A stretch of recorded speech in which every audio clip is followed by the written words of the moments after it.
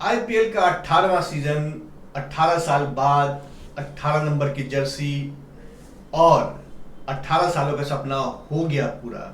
जी हाँ, विराट कोहली की बेंगलोर ने आईपीएल जीत लिया है।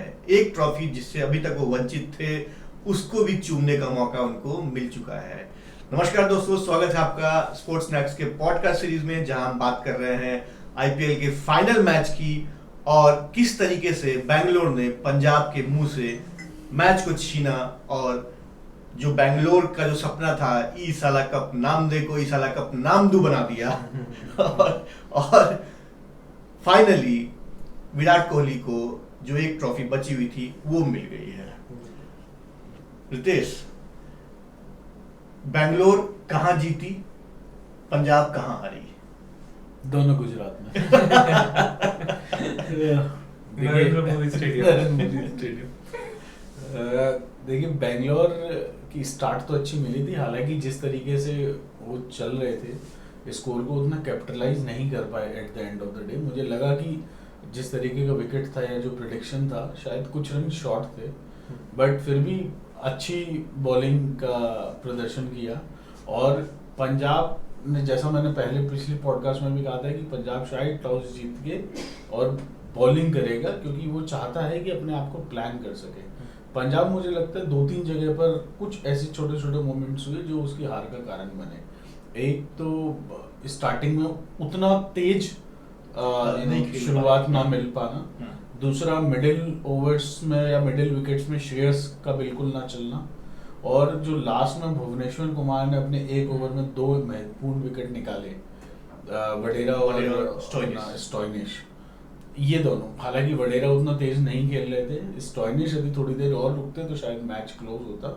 और आई थिंक आखिरी रीजन ये रहा कि शशांक अच्छा खेले, नो डाउट, बट बहुत लेट शुरू की वो पारी।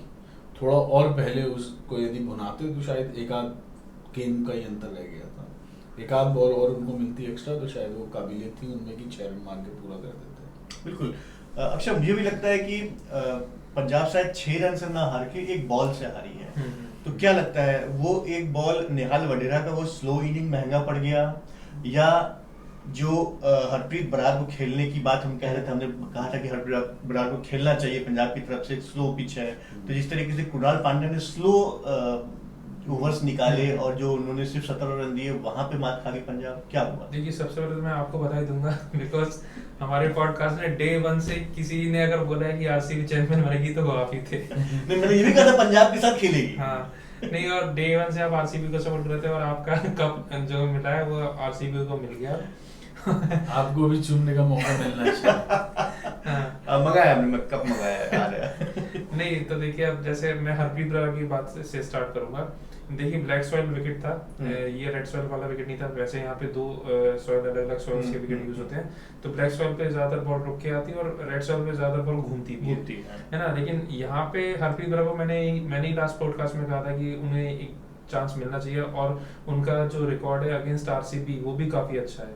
तो ऐसे में अगर वो खेलते तो शायद हम लोग को कुछ नहीं तो 15-20 रन का फर्क देखने को मिल सकता था इस स्कोर में। 190 के स्कोर में 15-20 रन का स्कोर का फर्क मिल सकता था। लेकिन मैं तब भी कहूंगा कि पंजाब ने बॉलिंग अच्छी करी है।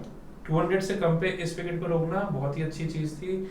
मेरे हिसाब से ये स्कोर कोई इतना ज्यादा बड़ा नहीं था पंजाब के चेस करने के लिए। हाँ, जैसे कि सर ने बोला कि बीच में मिडिल ओवर्स में जैसे श्रेयस अय्यर का विकेट जल्दी चला गया, 1 रन पे वो आउट हो गया, फिर निहाल वडेरा ने काफी टाइम लिया अपने आप को सेट करने के लिए, और स्टार्टिंग भी उनकी कोई इतनी ज्यादा खास नहीं है। वरना प्रियांश आर्य और प्रभसिमरन सिंह जो हमेशा 150 प्लस स्ट्राइक रेट से खेलते हैं, वो बिल्कुल भी उस तरीके से फ्री फ्लो नहीं कर पाए। और हमने लास्ट वीडियो में ये बात भी करी थी कि ये मैच जो होगा वो पंजाब के बैटर्स वर्सेस आरसीबी की बॉलिंग के लिए होगा। तो आरसीबी की बॉलिंग यहाँ पे भारी पड़ी, क्लियरली हमने देखा। और जैसे सर ने बताया, वो 17th ओवर भुवनेश्वर कुमार का, जहाँ 2 विकेट उन्होंने निकाल दिए। उन 2 विकेट से प्लस 2 विकेट निकालने एक अलग चीज है, प्लस उन्होंने रन भी 7 या 8 दिए थे उस ओवर में। अगर वो 15 रन का भी ओवर हो जाता और 2 विकेट निकल जाते, उसके बाद भी शायद वो गेम में बने रहते पंजाब की टीम। लेकिन वो 7 या 8 रन होने से उस मैच में उस पर्टिकुलर ओवर में काफी काम किया आरसीबी की जीत के लिए। नितेश, क्या हम ये कह सकते हैं कि यही फर्क होता है एक कैप्ड और अनकैप्ड प्लेयर्स में, क्योंकि जो फाइनल का जो प्रेशर होता है, जहाँ पे अक्षय कह रहे हैं कि भाई जो हमारी ओपनिंग प्लेयर जोड़ी है वो 150 के स्ट्राइक रेट से हर मैच में खेली है, यहाँ पे वो 110, 112, 125 के स्ट्राइक रेट में दिखते हैं हमें। उसी तरह से जो नीचे जैसे नेहाल वडेरा इस तरह के प्लेयर्स है जो बाकी सारे मैचेस में ब्लास्टिंग इनिंग्स खेली उन्होंने, यहाँ पे इतना स्लो उन्होंने खेला। तो एक एक्सपीरियंस जो है वो कहता है, या फिर फाइनल का जो प्रेशर है जिसको झेलने के लिए एक्सपीरियंस चाहिए होता है, उसकी कमी थी पंजाब में। बिल्कुल आप सही कह रहे हैं, क्योंकि देखिए ऑफ कोर्स आरसीबी एक ज़्यादा बैलेंस और एक्सपीरियंस साइड थी as compare to Punjab. Punjab के लिए अभी जितने अनकैप्ड प्लेयर खेल रहे हैं काफ़ी एक्सपोजर अभी उनको और मिलना बाकी है, तो कहीं ना कहीं शायद उनको अपने विकेट की इंपॉर्टेंस इतनी ज़्यादा लगी कि वो रन गति वहाँ थोड़ी स्लो हो गई। वहीं यदि वो जिस तरीके से अपना मोमेंटम बना के पूरे टूर्नामेंट में खेले थे, वो कैरी करते तो शायद मैच आसानी से निकाल सकते थे। जस्ट वही प्रेशर को उतना भुना नहीं पाए, और जो एक प्लेयर उस प्रेशर को झेल सकता था श्रेयस अय्यर, वो जल्दी निकल गया। तो क्या लगता है बेंगलुरु वालों ने एक स्ट्रेटजी, एक रणनीति बनाई कि किस तरीके से श्रेयस अय्यर को प्रेशर में डाला जाए, निकाला जाए, या जस्ट बाय चांस पंजाब ने स्लो खेला? देखिए ये इसमें दोनों चीज़ हो सकती है। देखिए अब जैसे कि आरसीबी की टीम चौथी बार फाइनल खेली थी, तो देखिए उन्होंने स्ट्रेटेजीज तो 100% बनाई होंगी कि अब वो 4 बार फाइनल में एटलीस्ट एक बार तो अब उनका जीतना बनता है ना। और मैंने हमेशा से बोला है, हम लोगों ने अपने पॉडकास्ट में बात करी है कि आरसीबी की जो बॉलिंग है इस साल सबसे अच्छी बॉलिंग नहीं उनकी 18 साल में मेरे हिसाब से, तो क्योंकि उनके पास सब चीज़ें कवर थी, सारे बेसेस उनके कवर थे बॉलिंग में, तो उनकी बॉलिंग ही कुल मिला के इस मैच में भी उनकी बॉलिंग ने ही मैच इनको जितवा के दिया है। बिकॉज ये 190 का स्कोर कोई इतना बड़ा स्कोर नहीं था इस विकेट पे, है ना। लेकिन सामने वाली टीम को अगर आप 190 से पहले, हाँ चलिए मानता हूँ मैं कि शशांक सिंह ने 26 रन मार दिए थे लास्ट ओवर में, लेकिन उस ओवर से पहले वो हार चुके थे। 32 रन आप रोज रोज नहीं मार सकते, है ना। उसमें उन्होंने 26 मार दिए, वो बात सही है कि 6 रन हमें अब दिखता है कि 6 रन का ही बस वो रह गया, फर्क रह गया, बट आप 32 रन हर बार नहीं मार सकते। वो तो दूसरे गेंद पे ही हार गए। हाँ, वो सेकंड बॉल पे हार गए थे। फिर तो बस ये था कि बस मैच खत्म करना है, 4 बॉल फेंकनी है, नो बॉल नहीं होनी चाहिए, वाइड नहीं होनी चाहिए, वही चीज थी। तो देखिए आरसीबी की बॉलिंग इस साल सबसे बड़ी चीज रही थी उनके लिए, और इसलिए शायद कप भी उनके हाथ में आया है। कुणाल पांड्या का जो 4 ओवर था जिसमें सिर्फ 17 रन दिए और 2 क्रूशियल विकेट निकाले, क्या वो मेन कड़ी थी बेंगलोर की जीत में? देखिए वो एक इम्पॉर्टेंट पार्ट था, क्योंकि एक तो ऑफ कोर्स पिच जिस तरीके से स्लो बॉल के लिए बिहेव कर रहा था, तो कुणाल पांड्या उस टाइप के बॉलर हैं कि जहाँ थोड़ा तेज़ निकालने की ज़रूरत होती है तो वो तेज़ भी निकाल देते हैं, जहाँ हल्का सा फ्लाइट देना है, स्लो करानी है, वो भी करते हैं। आपने नोटिस किया होगा वही मात्र ऐसे बॉलर हैं जो 70-72 के माइल पर आवर की स्पीड से भी फेंक देते हैं और 118-119 माइल पर आवर की स्पीड से भी फेंक देते हैं, तो वेरिएशन बहुत ज़्यादा है। वहीं पर उन्होंने इस पिच पर उन्होंने स्लो फेंकना ज़्यादा बेहतर समझा, क्योंकि बॉल उतनी अच्छे से बैट पर नहीं आती। यदि वो थोड़ा तेज फेंकते तो बैट्समैन को आसानी होती बैट चलाने में, और जब आपको पता है कि सामने वाला अपोनेंट सिर्फ रन मारने के लिए देख रहा है तो उसे हर बॉल पे बैट घुमाना है, जितनी आसानी से बॉल उसके बैट पे आएगी तो उतना अच्छे लंबे शॉट खेल सकता है। तो उन्होंने काफ़ी दिमाग दिखाया, तो वो एक काफ़ी इंपॉर्टेंट स्पेल था जो उन्होंने कंप्लीट किया। ओवरऑल अच्छी हुई। नहीं, और इसमें मैं एक चीज़ ऐड करना चाहूँगा, हम लोग हमेशा ये बात करते हैं जैसे स्कोरबोर्ड जो प्रेशर होता है, फाइनल का एक प्रेशर अलग चीज़ होती है। अगर आप 190 बना के चलें तो आप मान के चलिए वो 210 है आपके दिमाग में, 20 रन आप एक्स्ट्रा मान के चलिए कि क्योंकि आपको चेस करना फाइनल है, फाइनल है। और मेन चीज़ जब आपके ओपनर्स देखा जाए तो उस तरीके की स्टार्ट आपको नहीं दे पाए, मैं पंजाब की बात कर रहा हूँ, जिस तरीके से वो जाने जाते हैं 150-160 की स्ट्राइक रेट पे, तो उस टाइम पे फिर आरसीबी के बॉलर्स और ज़्यादा हावी हो गए थे उन पे। मिडिल ऑर्डर में जो रन नहीं बन रहे थे या स्लो रन बन रहे थे, प्लस उन्हें फिर एक और मोमेंटम मिला जब उन्होंने श्रेयस अय्यर का विकेट निकाल लिया, तो वो एक तरीके से बहुत अच्छी तरीके से हावी हो गए थे मतलब पंजाब की बैटिंग के ऊपर। जहां जैसे सर ने बोली कि कुणाल पांड्या वैसे इतना स्लो बॉल्स नहीं कराते, लेकिन इस मैच में स्लो बॉल्स कराते हुए दिखे, बिकॉज उन्होंने उनको प्रेशर में डाल के रखा था। उन्हें भी दिखाई दे रहा था कि उनके बैटर्स जो है कोशिश कर रहे हैं मारने की, बट वो मार नहीं पा रहे, और वो मार इसलिए नहीं पा रहे थे बिकॉज उन्हें बॉल में पेस नहीं मिल रही थी। अगर पेस मिलती तो वो जरूर मार सकते थे, लेकिन जब पेस नहीं मिल रही थी तो ये प्रॉब्लम आती बिल्कुल। खैर बेंगलुरु ने मैच जीत लिया तो बेंगलुरु के लिए तो ऑफकोर्स टेक अवे था कि चैंपियनशिप उनके हाथ में थी। पंजाब के लिए क्या टेक अवे है इस मैच से? देखिए पंजाब के लिए लर्निंग्स तो है काफ़ी, और जिस तरीके से थ्रू आउट सीजन खेले हैं एक मोटिवेशन भी मिलेगा कि अगले सीजन को शायद एक प्रबल दावेदार की तरह से उभरेगी पंजाब, क्योंकि अभी तक जिस तरीके से उनके लास्ट गेम या लास्ट सीजन्स रहे थे कभी इतनी मजबूत दिखी नहीं थी। बट अब ये है कि शायद चेन्नई, मुंबई, आरसीबी और उस लीग में जो उन्होंने जगह बनाई है तो सबको प्रूव किया है कि भाई हम में भी दम कम है। एक गेम की बात थी और सिर्फ 6 रन की बात थी या एक बॉल की बात थी, अदरवाइज आज हो सकता है चैंपियंस कोई और होता। तो काफ़ी कुछ लर्निंग लेके जाएंगे, टीम के लिए अच्छा है। मुझे अच्छा लगा गेम के बाद प्रीति जिंटा का भी जिस तरीके का एक्सपोजर था, मतलब काम थी वो काफ़ी ज़्यादा कूल थी और उतना ही अच्छे से प्लेयर से मिल भी नहीं थी। तो ये भी आपको दर्शाता है कि आपके लीडरशिप से ही ये मोमेंटम फ्लो करता है। वहीं आप लीग मैचेस में आप देखेंगे कई ऐसे टीम ओनर्स या मैनेजर्स रहे हैं जो फ्रस्ट्रेट हो जाते थे तो वो नहीं देखने को मिला। तो आई थिंक शी वाज एक मैच्योर बिहेवियर था और उन्हें पता है कि अब पंजाब ने वो सीढ़ी का स्वाद चख लिया है। आप एक बार जब किसी चीज को टेस्ट कर लेते हो तो फिर आपको पता होता है कि हाँ यहाँ तक कैसे पहुंचना है और जो लास्ट टाइम क्या गलती की थी जो नहीं दोहरानी। एक आई थिंक एक इम्पोर्टेंट सवाल, क्या श्रेयस अय्यर फिर से अनलकी होंगे? क्योंकि अब तक जिस भी टीम्स के साथ वो खेले हैं और फाइनल्स खेले हैं उस टीम ने उनको छोड़ दिया है।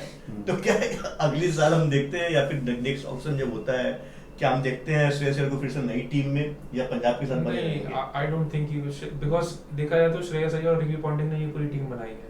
ये बहुत ही यंगस्टर्स की टीम थी, मेरे ख्याल से इस साल की सबसे यंगेस्ट टीम भी थी ये। तो मैं तो बोलूंगा कि पंजाब किंग्स के सारे प्लेयर्स को, टीम मैनेजमेंट को अपना हेड और शोल्डर जो है वो हाई रखना चाहिए। बिकॉज ऐसी टीम जो कि अनकैप्ड प्लेयर्स से भरी हुई टीम थी, जिसमें आप अपनी उंगलियों पे गिन सकते हैं 2 या 3 ही ऐसे कैप प्लेयर्स थे उसमें, इंडियन में अगर बात करूं तो।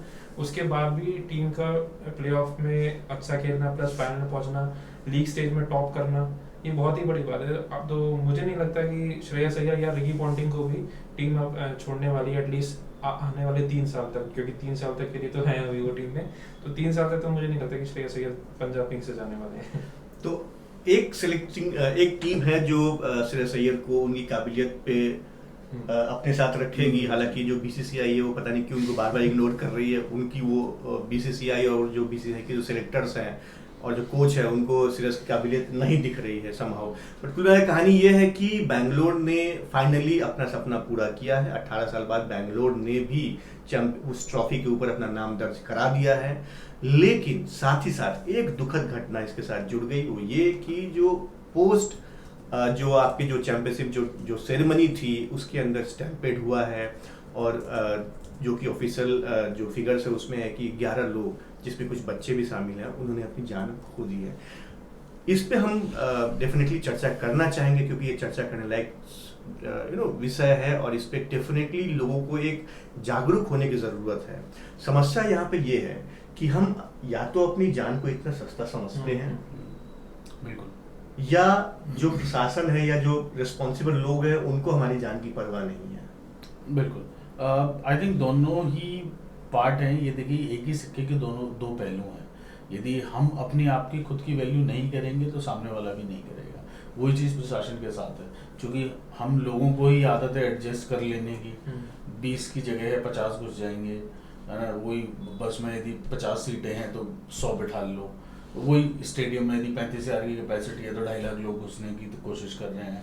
तो जब तक ये हम ही लोग यदि अवेयर नहीं होंगे तो फिर इन चीज़ों का कोई अंत नहीं है और प्रशासन को कोई वैल्यू नहीं पड़ेगी। तब तक आप ही को उनसे मांगना पड़ेगा अपना हक आपको मांगना पड़ता है, कभी मिलेगा नहीं, अपने आप कोई नहीं देने जाने वाला है।